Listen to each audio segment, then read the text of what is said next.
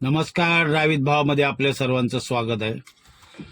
कित्येक व्हिडिओ मी असे पोस्ट केले की दारू पिऊन गाडी कुठलीही चालवू नका. मग 2 चाकी असो किंवा 4 चाकी असो, नाही तर तुमच्याकडचं अवजड वाहन असो.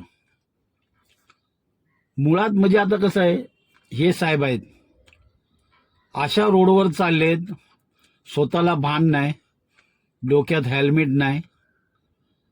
विचार करा. पुन्हा लोक काय म्हणतात की ट्रकवाल्याची चूक आहे. काय ठिकाणी 100% असे बोलतात. कित्येक ठिकाणी छोटे अपघात होतात, म्हणजे कार बाईकवाल्यांमुळे, आणि ते दोषी देतात ट्रकवाल्यांना. पहिला हा व्हिडिओ बघा, नंतर आपण बोलू.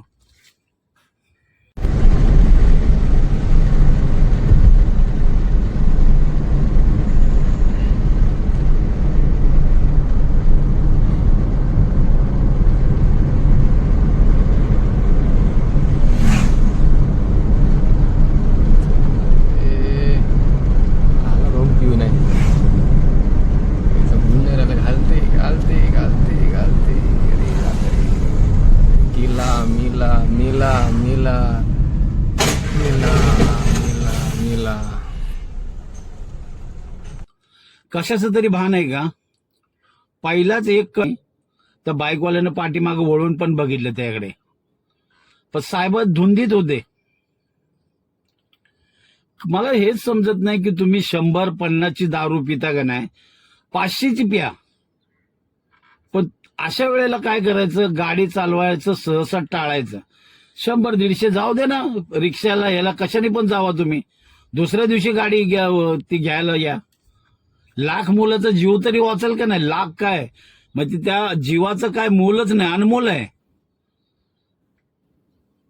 150-200ची दारू प्यायची ना असं जीव. आणि वळणदार रस्ता आहे तिथे सुद्धा त्याला भान नाही. नशीब त्या ट्रकवाल्याने कंट्रोल केली, हा स्वतःच जाऊन धडकला. जर तो अजून त्या गाडीचा वेग असता अवजड वाहनाचा, अक्षरशः ट्रक खाली आला असता तो. आता तो जगलाय वाचलाय ते देवालाच माहिती. पण काय म्हणून करायचं हे? एवढी जीवावर उदार होऊन दारू प्यायचं आणि गाडी चालवायची, हे समजल्या पलीकडचं कोड आहे, काही समजत नाही लोकांना. तुम्हाला काय वाटतं ह्या व्हिडिओबद्दल नक्की कमेंटमध्ये सांगा.